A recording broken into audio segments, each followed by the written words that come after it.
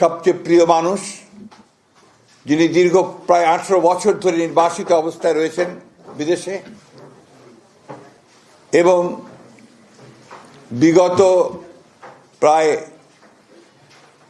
1 যুগ ধরে তিনি গণতান্ত্রিক আন্দোলনকে নেতৃত্ব দিয়েছেন এবং আমাদের দলকে নেতৃত্ব দিয়েছেন এবং আমাদের যে গণতন্ত্রের উত্তরণের যে ছাত্র গণ অভ্যুত্থানের নেতৃত্ব দিয়ে আমাদেরকে সাফল্যের দ্বার প্রান্তে পৌঁছে দিয়েছেন।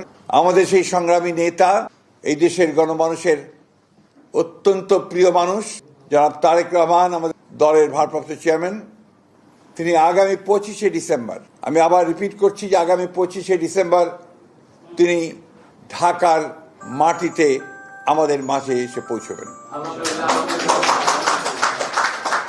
আমরা আমাদের দলের পক্ষ থেকে, সকলের পক্ষ থেকে আমরা তার এই আগমনকে শুধু স্বাগত নয়, আমরা আনন্দের সঙ্গে আমরা সমগ্র জাতিকে জানাতে চাইছি।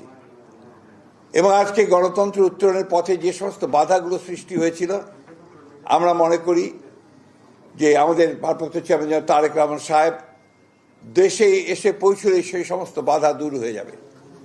কারণ আপনারা জানেন যে একটা বৈঠক লন্ডনে যেটা আপনার সংগঠিত হয়েছিল, আমাদের ভারপ্রাপ্ত চেয়ারম্যান এবং বর্তমান যে প্রধান উপদেষ্টা, লন্ডনে যে সভাটি হয়েছিল সেই সভায় সিদ্ধান্ত হয়েছিল যে ফেব্রুয়ারির মাসের মধ্যবর্তী সময় নির্বাচন অনুষ্ঠিত হবে। ফলে আমাদের নির্বাচন সম্পর্কে যতটুকু আপনার একটা শঙ্কা ছিল সেটা চলে গিয়েছিল। এবং গতকাল নির্বাচনের তফসিল ঘোষণার মধ্য দিয়ে নির্বাচনের যে রেল চলতে শুরু করেছে, যে সারা দেশের মানুষের মধ্যে যে একটা আশা প্রত্যাশা সৃষ্টি হয়েছে, সেটা বাস্তবায়িত হতে চলেছে।